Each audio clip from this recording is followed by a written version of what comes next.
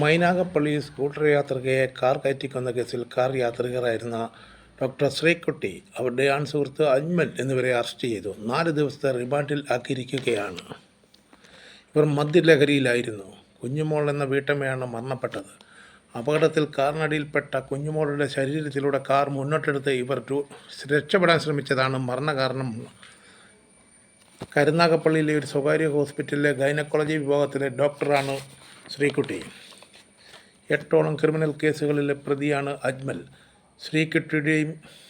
ശ്രീകുട്ടിയും അജ്മലും പരിചയപ്പെട്ടിട്ട് 2 മാസമേ ആയിട്ടുള്ളൂ. പരിചയം പ്രണയമായി മാറുകയായിരുന്നു.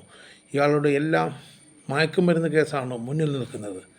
തിരുവോണ ദിവസമാണ് അപകടമുണ്ടായത്.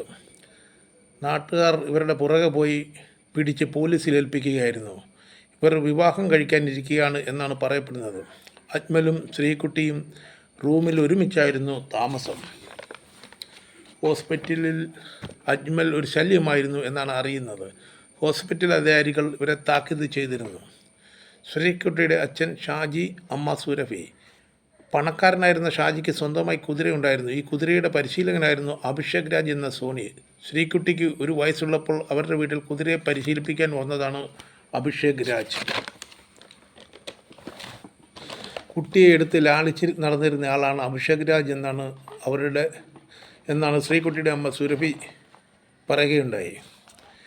ഇവരുടെ പരിചയം പ്രണയമായി മാറി. ശ്രീകുട്ടിക്ക് 18 വയസ്സായപ്പോൾ ഇവർ തമ്മിൽ ഒളിച്ചോടുകയാണ് ഉണ്ടായത്. ഇവർ തമ്മിൽ 25 വയസ്സ് പ്രായ വ്യത്യാസമുണ്ട്.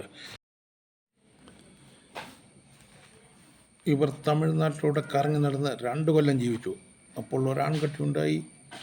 ഇയാളുടെ മർദ്ദനം ഭീകരമായിരുന്നു. കുട്ടിക്ക് 41 ദിവസം പ്രായമുള്ളപ്പോൾ തിരിച്ചു വരികയാണ് ഉണ്ടായത്. അതിനുശേഷമാണ് സേലം ശ്രീവിനായക മെഡിക്കൽ കോളേജിൽ അഡ്മിഷൻ എടുത്ത് MBBS പഠിപ്പിക്കുന്നത്. ഇപ്പോൾ ശ്രീകുട്ടി അജ്മലിനെതിരെ മൊഴി കൊടുത്തിരിക്കുകയാണ്. എന്നെ ബലമായി മദ്യം കുടിപ്പിച്ചതാണെന്നും എനിക്ക് ഇയാളിൽ നിന്നും കിട്ടാനുള്ള പണം തിരിച്ച് വാങ്ങിച്ചെടുക്കുന്നതിനാണ് ഞാൻ അടുപ്പം കാണിച്ചതെന്നും പറയുന്നു.